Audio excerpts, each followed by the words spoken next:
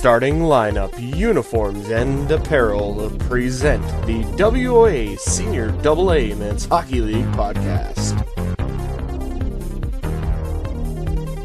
Hello once again, everybody. Andrew Rogers here, the host of the WOA Senior AA Men's Hockey League podcast. This is episode number 33. I am your host, Andrew Rogers. It's great to be back with you guys once again. Thank you, of course, for watching. It's great to be back with you. I want to thank Mitch Scott of Starting Lineup Uniform and Apparel. He's our presented sponsor, and we're great to have him on board. Very grateful for that. Today's podcast is unreal. It's just a fantastic podcast coming up here. A great conversation with Gord Lamont, our guest on today's episode. He is the president of the Saugeen Shores Winterhawks and a great all-around guy. There is a lot of information that's going to be divulged in this podcast.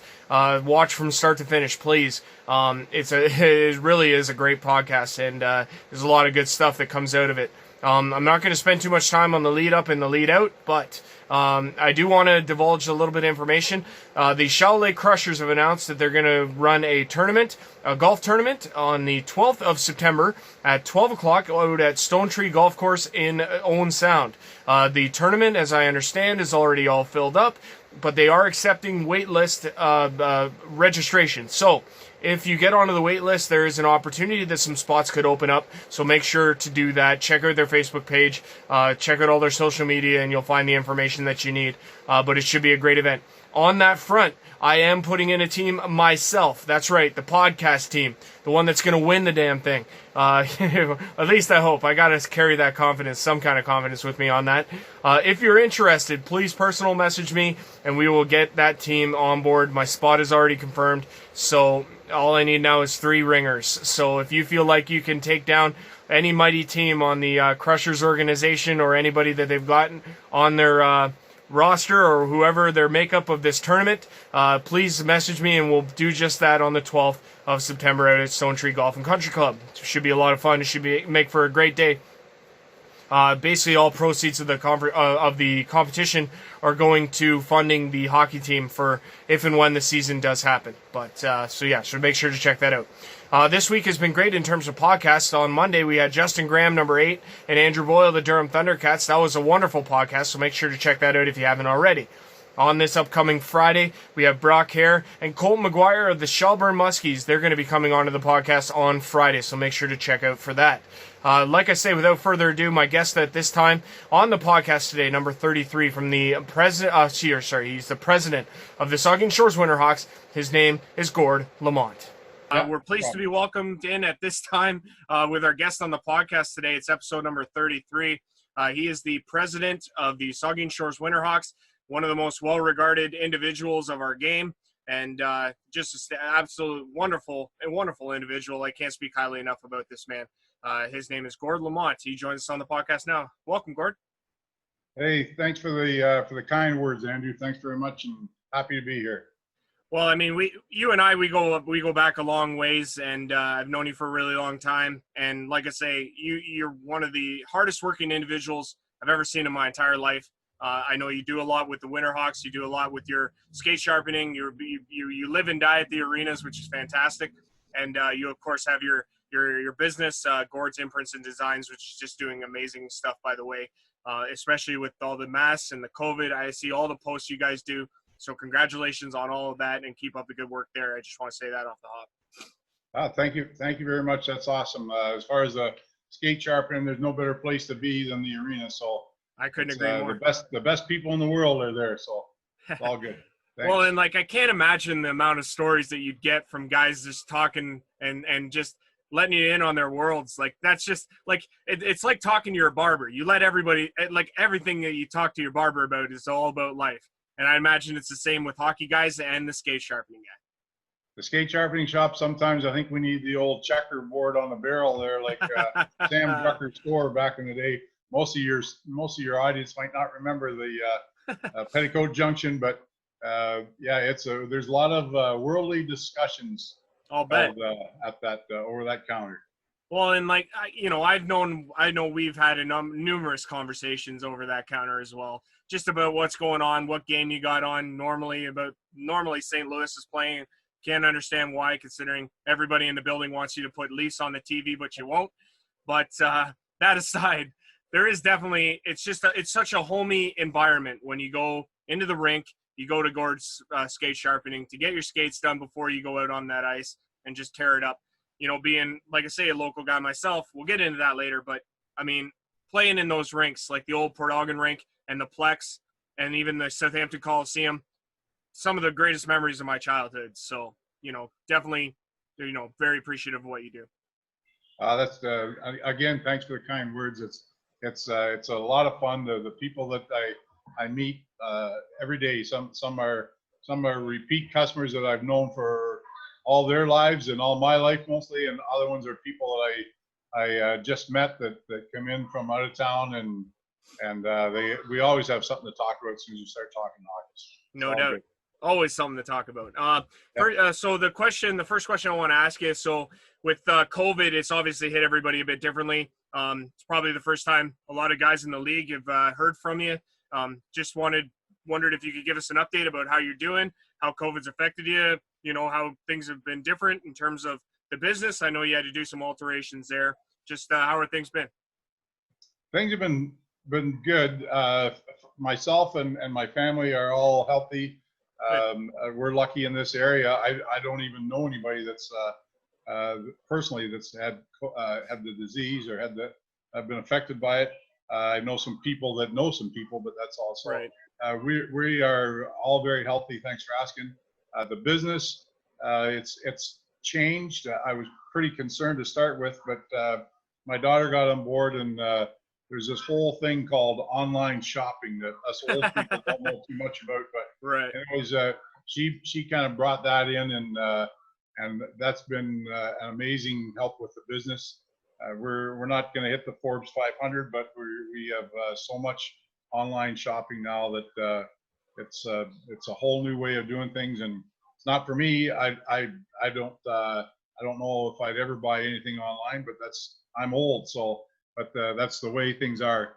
So we've kind of adapted to the way things are, and our business is maybe not thriving, but we're keeping our head above water. So thanks.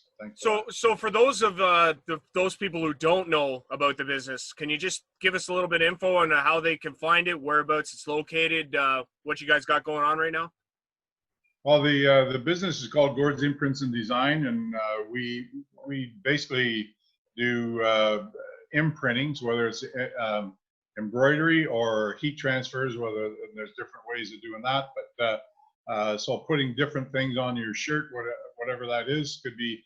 And we do things for hockey teams, we do things for businesses, and we do things for social clubs and individuals. So do all that stuff, and so the hockey teams and the ball teams, that's kind of gone out the window. But we're managing to find other ways to do some things. So for example, like that Port Elgin t-shirt that's hanging in the background there, is that an example of something you guys would do there? That is an example. That's my pride and joy, actually. The not just because it says Port Elgin on it, but it's a process called applique, and I think it looks great. It doesn't do it justice sitting behind me here, but it's a twill Port Elgin, and then it's embroidered a different color around it, and then the bottom it says Ontario, Canada, with the little flag or the little maple leaf. And so we do those. We call them, those are hometown hoodies. So we do them for Port Elgin, but we'll also do them for any town, city, whatever that anybody wants. So if we've done them for some big like Kitchener, and some small like Barney and Kilsyth. So it's we do them for whatever town anybody wants. Good. And that is actually a hoodie that goes better on the hoodie. Yeah, it's all good. In terms of your logo for Gord's Imprints and Designs isn't anywhere on any of your stuff, is it? Not most of the stuff. I've got it on my shirt here, but it's which you can't see. But we haven't put it on a lot of the team stuff that we put on. It's I don't know. It's not. If people ask for it, then we put it on. But it's not something that we probably should. We're probably pretty poor at marketing ourselves. But, no. Well, I'm not saying that, Gord. I'm just saying, like, you know, in a sense of branding nowadays, Yep. that would be a prominent feature on anybody's customized equipment, whether it be shirts or hats or whatever, Yep. just to be able to be when you're out in the public and you happen to see something that you've produced, that's got to feel nice, right? Yeah, for sure. And it does, like when I do go out and I see stuff, and whether it's the COVID t-shirts we've been doing a lot Right, of, exactly. or whatever, like other people might not know where they came from, but I certainly do. And There you go. It does, yeah, it gives me a little warm and fuzzy. Well, it's got to be a huge sense of accomplishment in that sense, right? That you've been doing something that is so well received, that and all the shout outs that you get on Facebook, I've seen most of them. Like, it's just so many people are in appreciation of what you're doing, and it's great to see. It's great community building, and I think that's what Saugeen Shores especially does very well, is community outreach and community outpouring. I think Saugeen Shores does a pretty good job of it. I think probably every community, certainly small town communities. I'm sure that every town in our league has the same thing. There are a lot of intense pride in the community you live in. I think that goes just about everywhere. And even for somebody like yourself to move from one community to another, you adapt that new community, and you have that pride for them as well. So for that community as well. So I think it's only natural that people feel pretty strongly about the place where they live. No doubt. What's the website URL for Gord's Imprints? It's you're as soon as you start talking URL and all that stuff, you're getting. I mean, what you would put in Google. Website. Yeah, it's www.gordsimprints.com. Awesome. Okay, perfect. Just so that people know where to go to get to that site. To do the online shopping that you were talking about. Yes. Now, so one of the big hot button issues in terms of this league is this GM's call that happened last Monday. I was talking with Bill Ryan about that. You were also present on the call, I understand. What can you tell us further about that call that was discussed? And could you divulge any further information? I can't remember. I did see Bill on the show. He did a great job, but I can't remember everything he said. But basically, it was decided that we would, amongst the teams that were there, that we would go to our league and say that we strongly suggest, because we can't make the decision, right, but we strongly suggest that we do not look at starting the league until at least December 1st. Okay. Because of the rules that are in place now, which are numerous. Right. But there's no way we could do it in phase 3 of what the government's put out there. So just no way we could have the league work for numerous reasons. So and we decided that it would probably take each team between 4 and 6 weeks to get ready. Okay. If phase 4 says we can do it, then from the time we get to phase 4, we need at least 4 to 6 weeks to get all sorts of things like sponsorship done, and the teams picked, and the ice time done, and all the other many things that need to be done to get ready for the league. So that's right now we're saying December 1st, but we're going to review it again sometime early September, and then if it's still looking like it's not going to go then, well then we might we'll have to cross that bridge when we come to it. But because there's just so many things that we don't know. No, you're right. Many assumptions. Some people are like today. I heard some things that just doesn't make sense, but it was all assumptions. So you can't go by assumptions. You can only go by what's real. And right now we know that we're in phase 3, and we just can't have a league in phase 3. So of course. That is the big thing, right? Is that you don't want to assume any sort of rules or guidelines because of the risk that it involves and that it carries, because it's just not worth the risk that would be at place with everybody that would be in such close proximity. Absolutely. That's the when it comes right down to it, the safety is the first thing. And that's, I mean, when we're all, we're 24-year-old young males, we're all invincible. Right. At least we believe we are. So, what the heck, let's go play hockey. But the fact is that if something happens, that you could, that 24-year-old hockey player comes home and has contacted the disease, right, and then gives it to his wife, and his wife gives it to her 89-year-old grandfather or Right. young child that's maybe got some disabilities or whatever. Like there's just so many things, and that would be tragic Oh, I would. if anything like that happens. So A thousand we have to percent. make sure that it does not happen.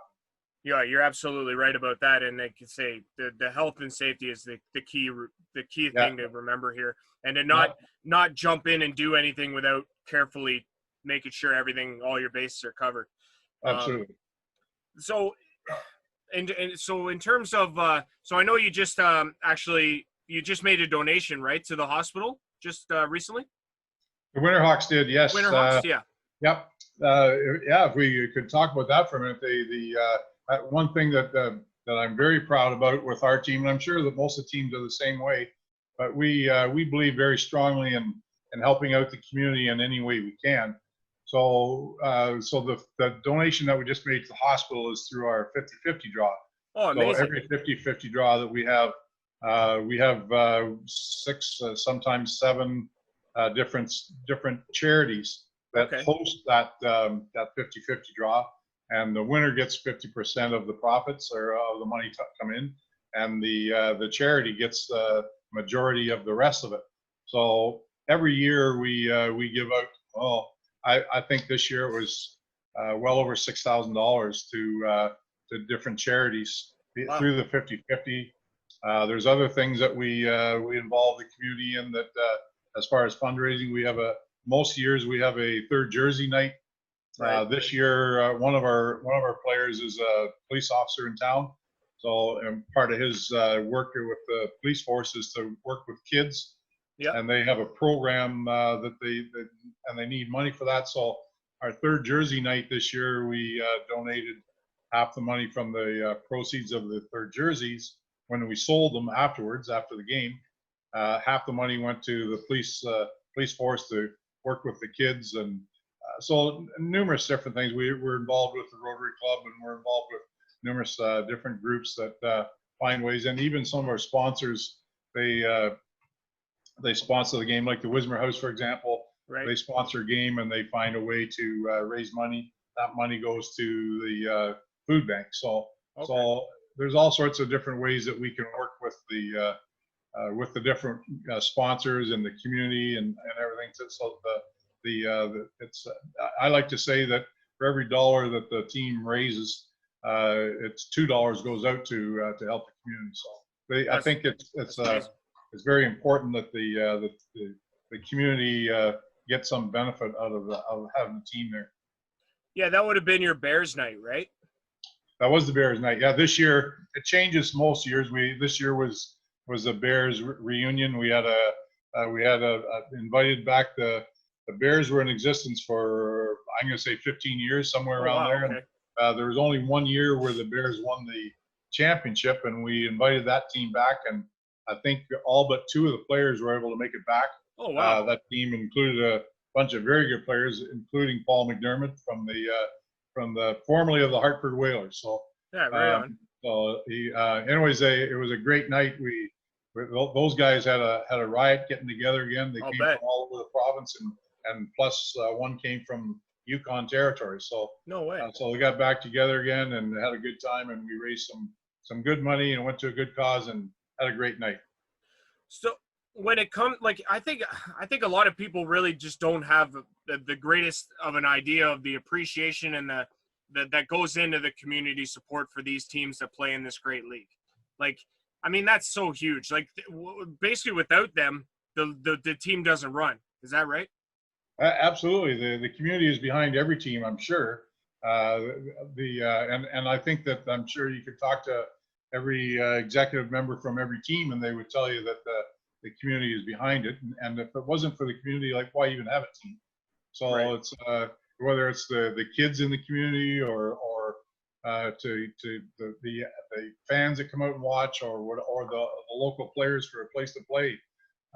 It's all about the community. And I remember many years ago, I was listening to a talk or a speech from Ted Scarf, and Ted Scarf used to play for the old Port Elgin Snowcos. If some of your older fans might remember that, but he's from Kitchener, and he played in the WHA, Okay. He was a pretty good fighter in his day. He actually had a scrap with Gordie Howe back in the day. But Wow, anyways, really? he was also the president of the Kitchener Rangers, and that's what he was talking about is what makes Kitchener Rangers successful. And Right, he right, could right. not stop talking about how the Kitchener Rangers and the community are basically one. Like Okay. they just talked about how that, and that really stuck in my mind. And some of the other people on our executive heard the same story. So Cool. our executive and our team really feel strongly about the community has to be involved, and we need to help out the community as much as we can because we are the part of the community. So. Right. If there was one thing that you kind of say would stand out above the rest, like what does make this league so great? The league that you and I appreciate so much. I think the caliber of hockey is one thing, and I think that the caliber of hockey is phenomenal. It's for small towns, like some of the small towns we have, to be able to put together teams like we do. I think it's great, but I don't know if that's the biggest thing for me. And I'm sure that you talk to 20 different people, you might get 20 different answers on that same Right. question. But I'm just curious for of me, yours. so the big thing I like about this league is how it brings out the strong sense of community, or the love for your community, and that's why those rivalries are so great. Like I love Soggy Shores, I love Bruce County, I love Ontario, I love Canada, and like if it comes right down to it, I love Clinton, but I love to hate Clinton, or I love to hate Ripley, or I love Right. to hate those other. And hate such a strong word that I shouldn't use it, but it's that competition. It's competitive hate. That's different. Yeah, when we're playing those teams, it's a strong sense of, if we win, that's a great thing for our community. We can walk around in our community and brag about we beat Durham or whoever. It doesn't matter who we are. And then the next day, I could drive to Durham and walk and talk to Donnie Tremble or all sorts of people there, and it's not there's no hate there. No, but it's that competitive thing that it brings your community together in a way that makes your community stronger. I think that sports is the only thing that does that, but sports is a very big contributor to it, in my mind. Well, especially for the small town communities, it just comes out that much more. And like you said, speaking of guys, there are so many good people in this league that I even have had the pleasure of meeting over the past, 12 months. It's been nothing short of spectacular, the people I've talked to. And they've been all so welcoming. Guys from Petrolia, guys from Tavistock, Durham, Ripley, Seaforth, you name it. And it's just, and like I say, the other great thing about this league, like you said, is the unbridled talent. Like, it's so good. The guys are so good. They're so fast. They're obviously getting younger, but it's just the competitiveness that these guys bring to these games that they play. Like, they just want it so badly, and they're not playing for any sort of special treatment. They're playing because they love the game, and that's what's the best thing about it.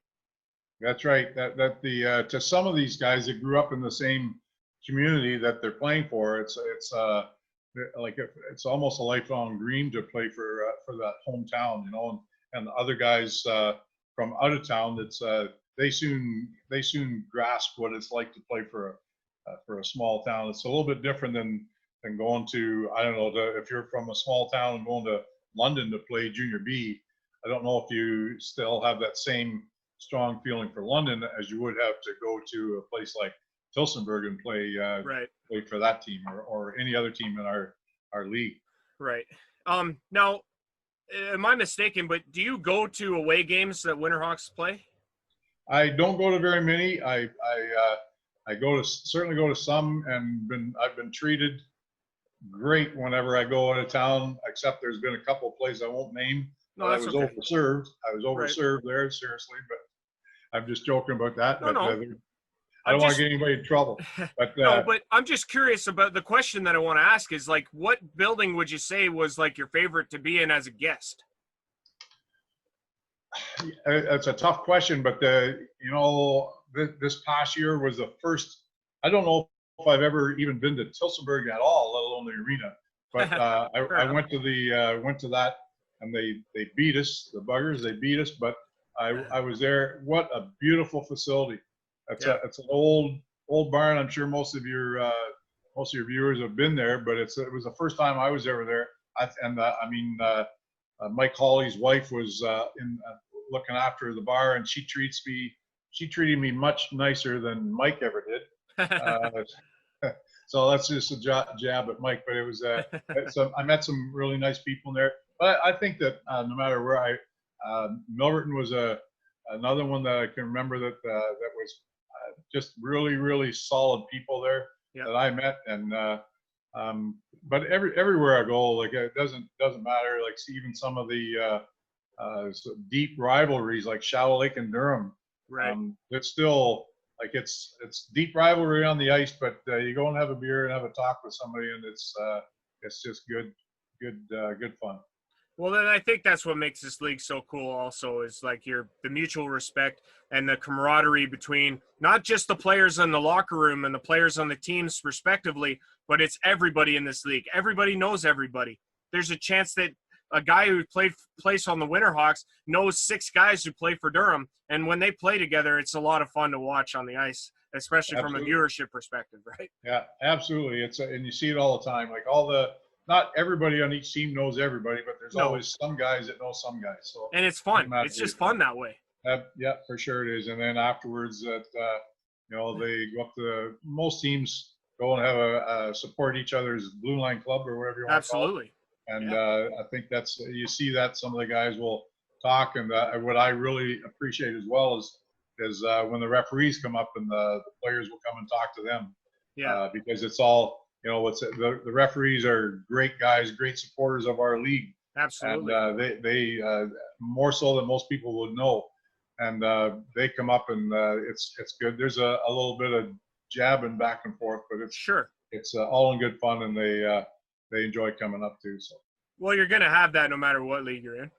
Absolutely. I think that's part of it. Yeah, that's good.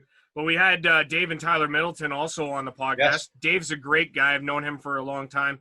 At every attack game or old school Plater game, he'd always be in the stands calling somebody out or talking to somebody. But just such two great guys, and obviously they do a great job for refereeing in this league as well. Can I tell you a story about those? Yeah, go ahead. Not so much the 2 guys, but Tyler. A couple of years ago, when or maybe more than that, time flies in my old age. But I was doing skates at the Plex. And I saw that there was a bit of a vacant spot on the ice, and nobody had rented it. And then all of a sudden, these 2 guys show up, and it turned out to be Tyler and Jack. Oh, okay. And it was a weekend where must have been a holiday or something where there wasn't much going on because normally there's no vacant ice. Right. Anyways, those 2 guys rented the ice, and they went out and did skating drills for referees. No way. That's how serious they were. Those 2 young guys were taking it. I can't imagine Dave ever doing skating drills like that. No. Maybe back in the day, but seriously, those 2 guys were out doing skating drills and things that only somebody that was very competitive. You see that with the players, but that's just how competitive those guys are as officials as well. Yeah, no, it's interesting because Dave talked a little bit about that. We had Tyler on who already currently officiates, and he was talking about his other younger son, Jack, getting into that as well. So that's really fascinating stuff, though. So in terms of, so when it comes to I wanted to ask you about Jordan Mckinnon because a good close buddy of mine. He's done a heck of a job when it comes to his role with the Winterhawks, and I was wondering basically if you could just touch on him a little bit. We were so lucky to have Jordan join our executive. He was actually helping us out before he joined the executive, and we finally got smart enough to ask him to join up with us. But does a ton of work and tremendous work. Like he's very up on not just our own team, but the rest of the league as well as yourself. And he can find out all the different things, all the different scores every night. He's right there and keeping abreast of what's going on and keeping everybody else, as many people as he can, up on. Certainly, I have to talk to him personally about this because this Twitter stuff is way past me. I don't, or some of the let other him handle that, Gord. On social media. Yeah. So he looks after all that for us, but which is good because I certainly can't. But yeah, he's been a tremendous asset to our association. And game night, he's there to do whatever. He was doing play-by-play, which was very well received. He was doing a great job with that. And yeah, I thought he did a very good job. And because of a couple of issues this year, he wasn't able to do that. But he can step in and do the PA announcing, or he does whatever you ask him, and does it well. So just a great guy, and really, really, really good for us to have on our side. Yeah, like I can't speak enough about how great of an ambassador he is to this game, because he does, put the exposure out just as much, if not more, than I do. And I can't, like I follow in his footsteps, because if it wasn't for him, I wouldn't even think of doing something like that. But it's just because he's such a great example for, the great person within this game, and his role with that in terms of taking it to the social media aspect of it, which is so critical nowadays. He does a great job with that and making sure everybody knows about what's going on and all the latest happenings. So, again, I got a ton of respect for him, as I know that you do as well. Yeah, absolutely. And I think that both of you have so much in common, and you're both doing a lot of the same jobs, maybe as far as marketing the league, which is very much appreciated by everybody. It was we talked about it. We talked earlier about the Zoom meeting we had, and everybody on that Zoom meeting is very appreciative of what you're doing. But it's also the similar type of thing what Jordan's been doing for quite some time. Maybe not so much the podcast, but certainly any effort that anybody makes to market our league for us is very much appreciated. Well, and that's just it, right? Is like it's about getting the exposure for the guys that deserve it, and that's the players and the people that work so hard to run the teams in the league, because it's just such great hockey. The product on the ice is like unequivocally good, and it deserves that appreciation. So again, for a guy like me, it's just a matter of doing everything that I can to try and do that, in whatever aspect that I can do. And it's been going very well so far, so I have no complaints with that. We were talking a bit about doing a fun little exciting thing in August with Gord's Imprints and Designs. You want to divulge into that? We could jump into that now if you'd like.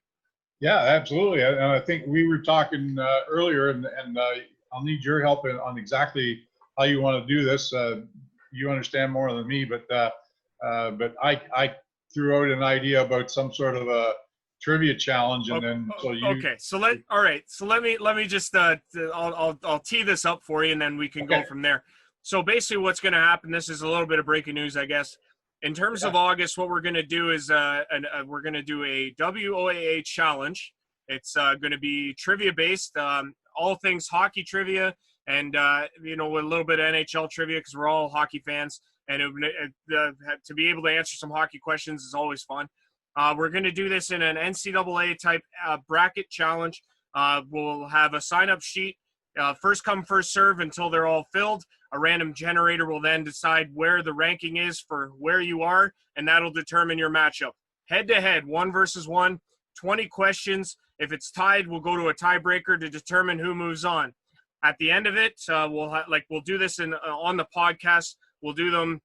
We'll do a different section of the brackets each day. And we'll determine a winner at the end, and they will receive some pretty sweet swag in terms of Gord's Imprints, and it's just a really exciting opportunity to have guys from, let's say, it'll reignite some of the rivalries that we have in this league, which are so great. You could get a guy from Shallow Lake and a guy from Durham. They could come in, go head to head on this thing, and see who advances. We'll also have, so not only will we have some participation prizes, but I believe we're going to have a grand prize. We'll also have a consolation prize. So there'll be more details on that. But Gord, do you want to tell us a little bit about how you want to be involved in that? Well, I'd like to be involved in helping out with the prizes, but I also this is where I'm going to get talking about the sponsorship. If you can let me. Yeah, go ahead. So I'm going to issue a challenge to every team. We've got 14 teams in the league. I'm going to challenge every team in the league to find a way to come up with $50. Okay. And whether that just comes out of, hey, Chappie, if you're listening, I know that you saved about at least $2 or $3 grand by not going to ball tournaments this summer. And Dusty and Ripley, I know you got Adam Alexander on there that's got a new business starting up. He wouldn't mind his name getting plastered all over the place. And Bill Ryan, I know you'll be listening, and all you have to do is go talk to Mike Hawley, and he'll find $50 for you. So every team threw in $50 to start with. It would pay for some swag that, and I'm not talking about. As a matter of fact, if we get Mitch to look after the swag, I'm not looking to make any money on anything. I'm donating money. Right. So I think that if we get some swag or something for the winners and for each of the participants, yep. And I think that'd be so cool. And the idea, I love trivia. I'm just not very good at it, but I think it'd be really cool to get some trivia, both NHL hockey trivia or any hockey trivia, as well as trivia from our own league. I think that would be the really interesting one, is whether guys can answer trivia about this league. Absolutely. I think it'd be amazing. And so like I think it'd be so much fun. And like I say, I challenge each one of you guys that, just so you know, my darling wife has already sent an e-transfer, only because I don't know how to send the damn things. But she sent an e-transfer to Andrew already. He's already got it in his email. So we're in for $50, and it's that would be, whatever. Give Andrew a few bucks to do something with, to get some prizes for this thing. Also, what I didn't realize, and only because of my own ignorance, but this whole thing, this podcast and everything is put on, and there's ways to get Zoom for $0, but those $0 will only get you 40 minutes of Zoom time. You got that right. So after that, you have to pay for it. So a lot of Andrew's podcasts have been going past that. So this is coming out of his pocket, and I for one, am ashamed of that. The league is not helping out. So this $50 could also help Andrew get at least pay for some Zoom time, whatever that takes. And hey, like, I don't know how many hours a week you spend doing this, but if you had enough of the left over from this $50 from each team that you could go down to the local store and buy a 12-pack of beer, then I think that'd be fantastic too. So you deserve a lot more than that. But so I'm challenging you, and I'm asking you, for all the teams in the league, right from Petrolia to Shadow Lake to Shelburne to everybody in between, please find a way to come up with $50, and I'm sure that Andrew will mention your name on a podcast and give you a little bit of publicity. 100%. And it would help out Andrew immensely, I'm sure. And make the game, the thing he's going to do, the trivia challenge, make it a little bit more challenging as well. Yeah, like the other part that you mentioned is having all the teams come up with questions, right? Yeah, I think that'd be cool if I don't know how many questions you need, but if each team came up with 3 or 4 or 5 trivia questions that related to their own team, then I think that would be kind of cool too, to have somebody from Ripley and Tilsonburg fighting, or having the competition and trying to answer questions about That'd Ripley. be fun. Or about Saugeen Shores, or somebody different, right? So yeah, so that's the thing, is that, like, so let's just say right now I'm going to do 64 players, 64 people, and they're going to go head to head in a matchup, whatever. The thing is, though, is that there's going to be 4 rounds, and then there's going to be some more rounds after that. So I'm going to need lots of questions to be able to ask these people. Yeah. I don't know what would be reasonable. 10 questions each? Like each team should be able to come up with. Like we just let them just start with however many they want to give me, and then we'll go from there. Like I can always find questions. You know what I mean? One of the questions could be how to spell Tilsonburg. That could be funny. Yeah. Watch them try and struggle with that or something. I don't know. Yeah. I don't know how to spell it, but I know my back hurts when I hear that word. But yeah, I can imagine. I know also. So I guess in terms of this league, like, so there's an electricity when it comes to the Plex and being a full building. Like, as a guy that's working in the skate shop, and you said you're not necessarily walking around the building and recognizing that, but you've got to feel the electricity, though, right? Absolutely. I feel it more before the game when the people are coming in, and and my little skate shop is right by the washroom, which is kind of handy for me at this age. But the so many people do come in and they walk by the my shop to go to the washroom or to go wherever, and they stop and say hello, and you can feel the electricity in the air right from the, whether it's players from the other team or fans from the other team or fans from out of town or people I haven't seen for a long time or people I see every week. It's you feel it, you feel that electricity, and I do go out every once in a while and walk through the crowd just to see a few people, see who's there, and you feel it there, and certainly it's all over the rink. It's a pretty amazing feeling. But then I feel that in lots of the rinks too. Like Good. I mean, I'd like to think that Saugeen Shores is special because that's where I'm from, but I know you can go to the shallow lake and you feel an electricity there. You can certainly go to Durham, or you can go. I don't think there's too many places that you can go that you wouldn't feel the excitement or whatever. So I think it's all throughout the league. Well, that's the great thing that I appreciate about this league is all the different buildings that I got to go to last year. I mean, like, and again, even as a kid when I was growing up, I played in so many good buildings. Like Southampton Coliseum, I played in the old Port Elgin barn, the one that's now a church. I played in the Plex. I had many moments there that were just outstanding. I used to love playing in Kincardine at the Davidson Center. I won a championship in at the, what is it? I think it was Tiverton Arena. I had played there I played there a bunch when I was a kid. Then they kind of got out of the hockey thing for a while there, and we didn't end up going back. I played in Paisley a number of times. Tara, Katy, like so many good ones, right? Like it just unbelievable local communities and their buildings and just how great the hockey is.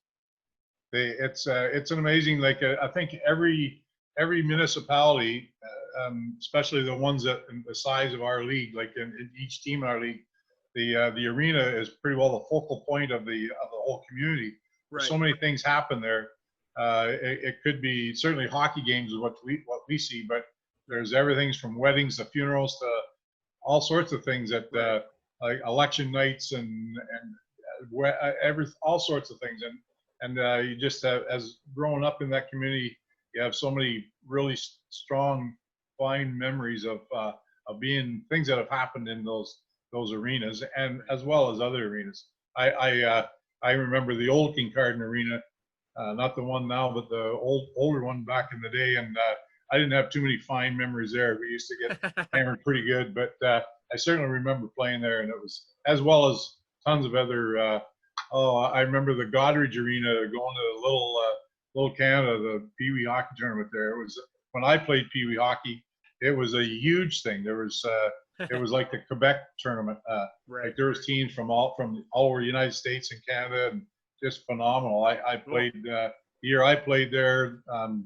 Mark and Marty Howe both played there for Detroit. No way. Pretty amazing. So that's wild.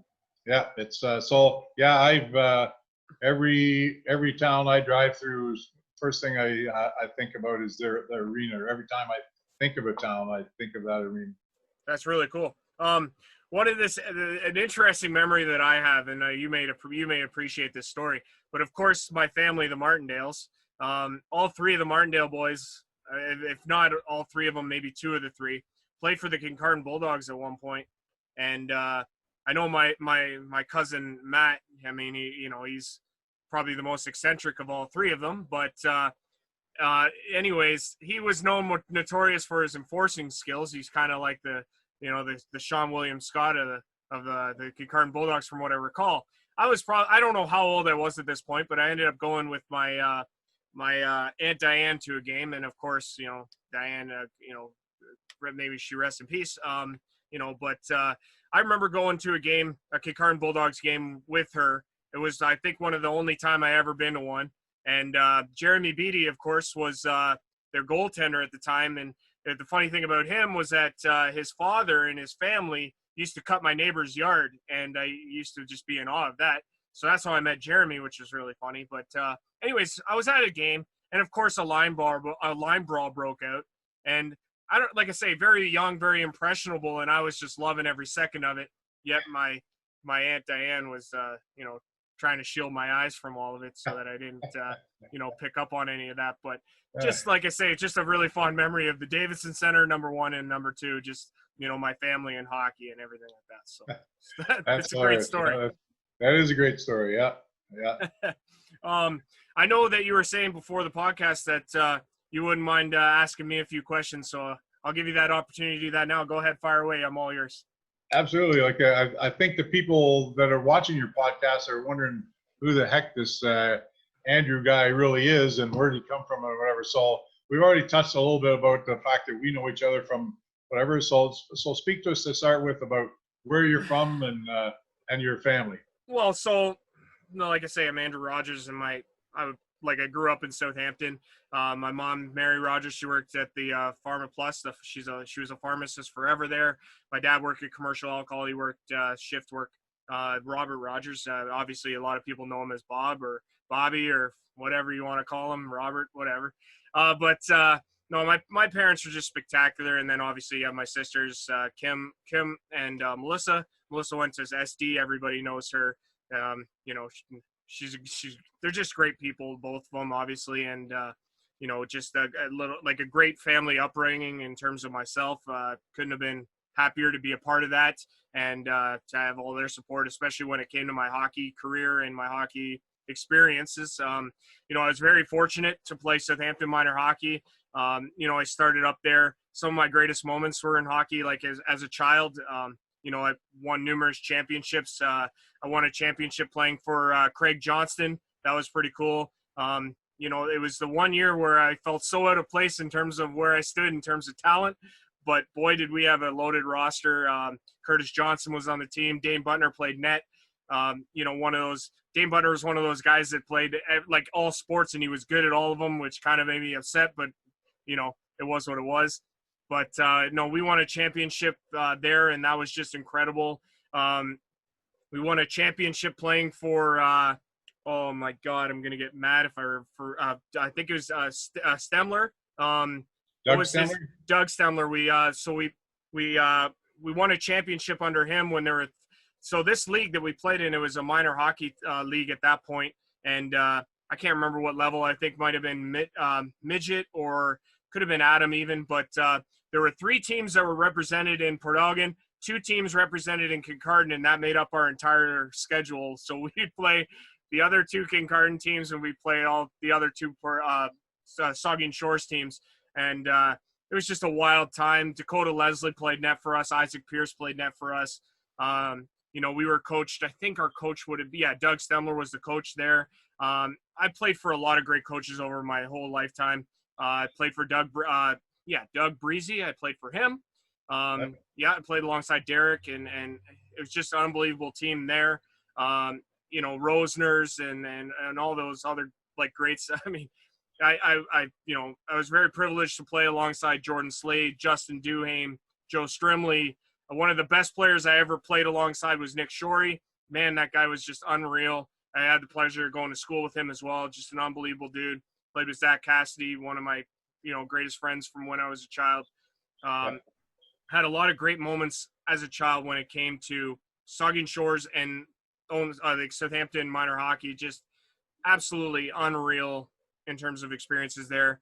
I remember when I actually ended up leaving the minor hockey scene and because I was going to school. I went to elementary at St. Joe's. I went to high school at St. Mary's, and they started up a high school team, and I ended up playing there because I thought that might be a better avenue for me. Kind of regretted it, but it was what it was. And, you make a decision, you stick with it. Sure. In terms of then, it's just been like, in terms of this league, how I kind of got involved in that. A few years back, I actually watched Saugeen Shores win a championship. They were playing. I don't remember who exactly they were playing. Do you remember the trip we took to one of the games? Where did we go? Tavistock. I get Tilsonburg mixed up with that story when I told Bill Ryan. He was like, "No, we never played you guys." I said, oh, "Okay, I must have that story wrong." Tavistock. Yeah. So you and I went alongside with you all the way down to Tavistock for a game there. They won. I can't remember exactly how they won. If it was an overtime win, it was in a final, and we come back. I don't know what time it was, 2:00 in the morning. He must have dropped me off. I think I had school the next day because it was probably on a weekday. But a wild time there. I remember being a huge Winterhawks fan because I went to a lot of games when I was growing up. And, that kind of got me involved in this league from the start. And, that series against Tavistock, they ended up winning the championship in the Southampton Coliseum because the playoffs went longer and the Plex ice was taken out. And so they had to play in Southampton. And of course, it was funny at the time watching all these big behemoths out there on the small Southampton rink. So it was kind of entertaining in that sense. I also have to give a shout out. I got to do it.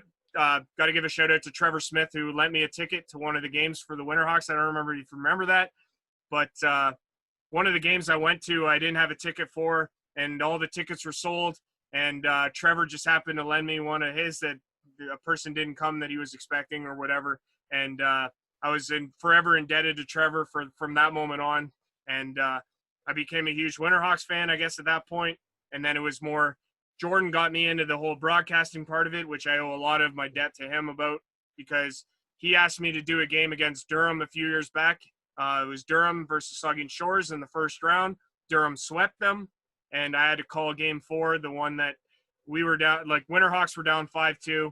We came back in the third period to tie it late, ended up losing in overtime on a goal by one of the Justin Grahams. And which was funny because I just had one of the Justin Grahams on my podcast on Monday. But so it's kind of ironic in that sense. But yeah. I ended up calling that, and I was upset about that because I had to call the last game of the season that Jordan wasn't able to call. And I had a kind of a funny laugh with him about that. But he really kind of opened me up to this idea about doing broadcasting for this league.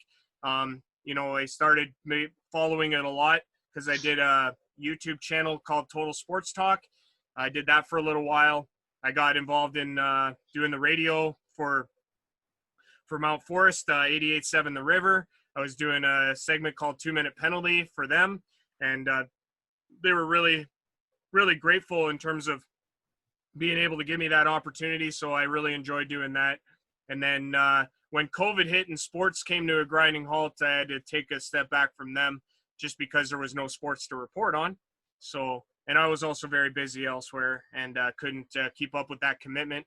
But then last year I had the ultimate opportunity of being able to call 19 of the 22 regular season games for the Minto 81s, and then calling all 8 playoff games that they played in before.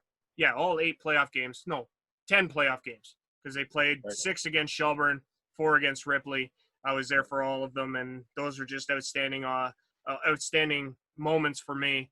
And so from then it was getting involved with this podcast and just I'm just a huge supporter of this league and what it presents to people and how great it is, and that I've always been of the opinion that this league is the greatest kept secret in Ontario, and that the people that play and the people that work in this league deserve all the recognition that they can get.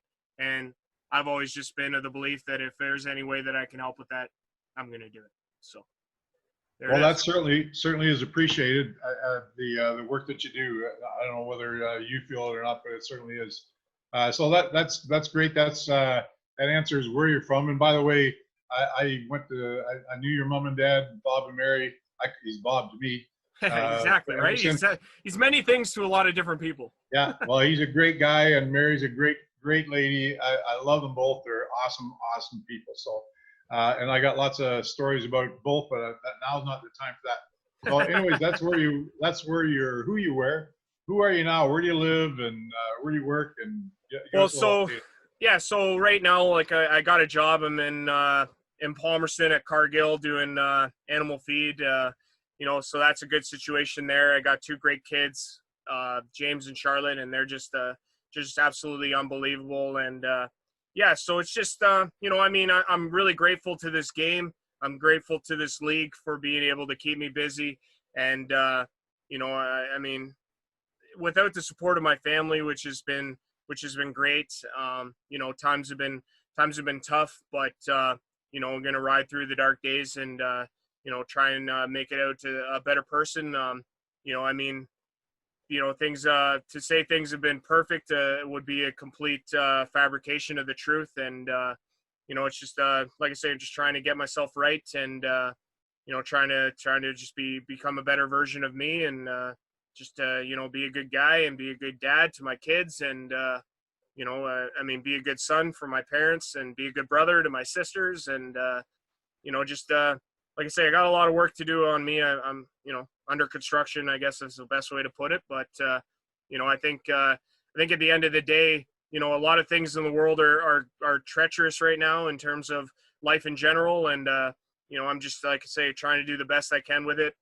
Fortunately, I haven't stopped working through COVID, which has been outstanding, because I know a lot of people in worse situations that can't say that, either got laid off or had to go on EI, or, something of that nature. So, I'm very fortunate to have that. I've not only kept working, but we've been busy, and, haven't lost any income that way. So it's been great. Just like I say, just trying to do the best job I can do in terms of, myself and this league. And, I'm very supportive of this league and the people in it.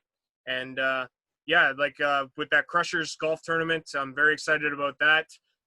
Just so that you guys, for those who don't know, the Shaw Lake Crushers are holding a golf tournament on September the 12th out at Stone Tree. It's already filled up, and there's a wait list. So if you do want to get in, possibly get on the wait list, and maybe a spot or two will open up. Also, I'm looking for 3 other players to form my team. I don't care who you are. I want ringers, though, because I want to win. But no, I just want to go out because it's going to support the Crushers this season when and if hockey starts again.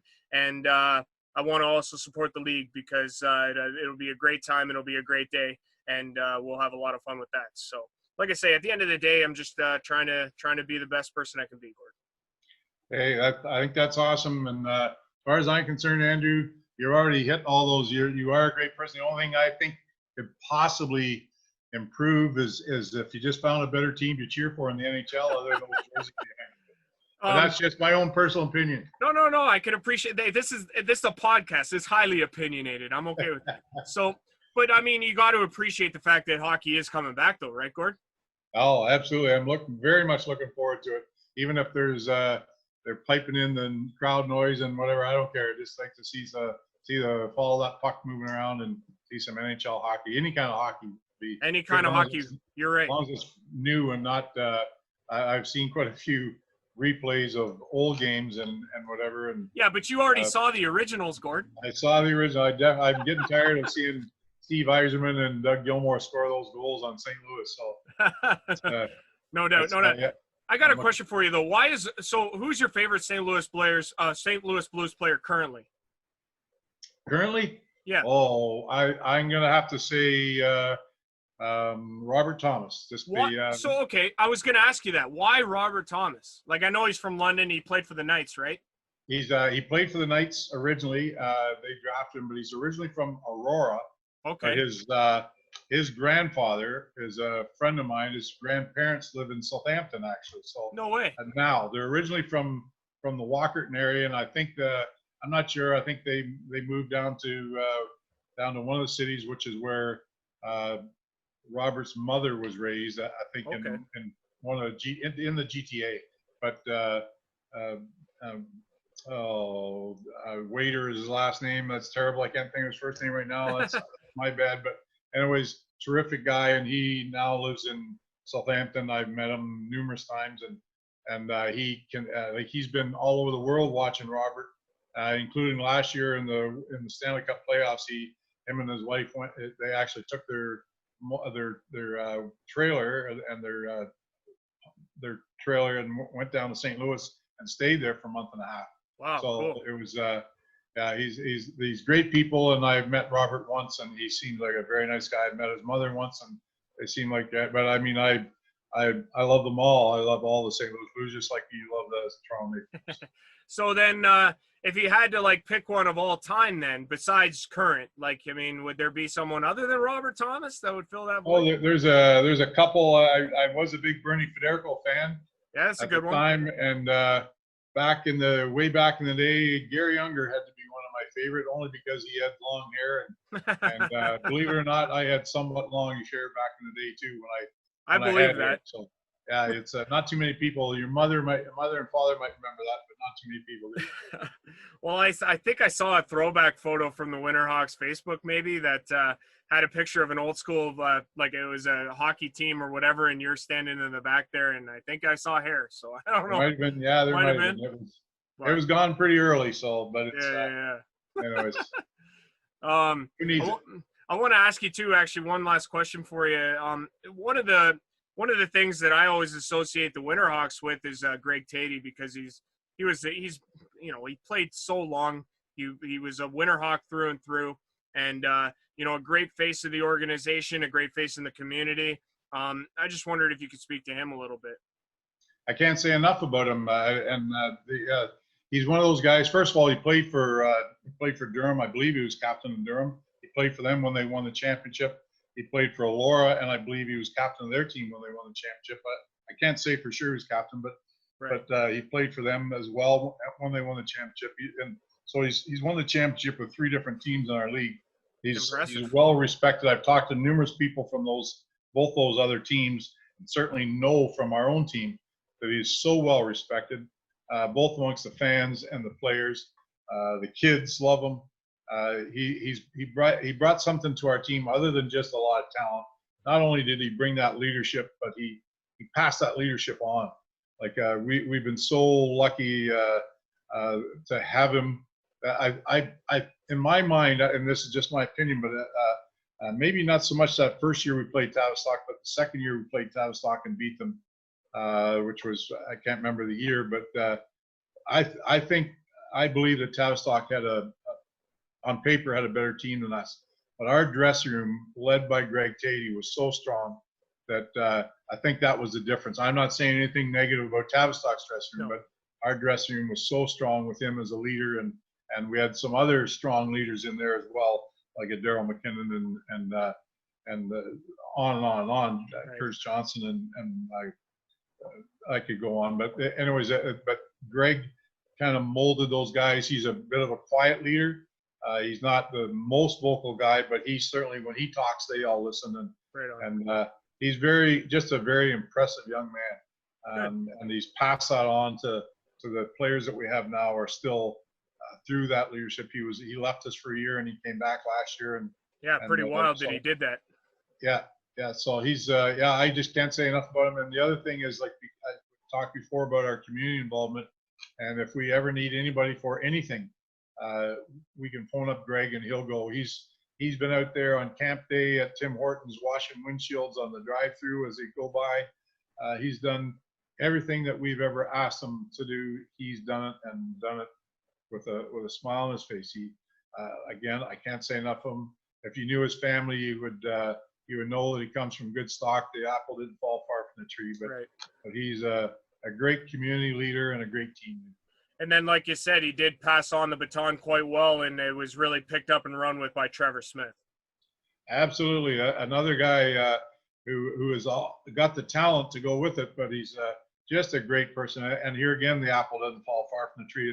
If you know his mom and dad, they seem like I don't know them as well as I know Greg's mom and dad, but they seem like fantastic people. I've talked to them for probably 8 or 9, 10 years now since Trevor's been there, but and wonderful wife, and they've got a family that is great, and it's fun to watch them after the games when they go upstairs and there's Trevor, but there's this little guy that he's never more than 4 feet away from him. It's just fantastic to see. But anyways, another guy that can't do enough for the community.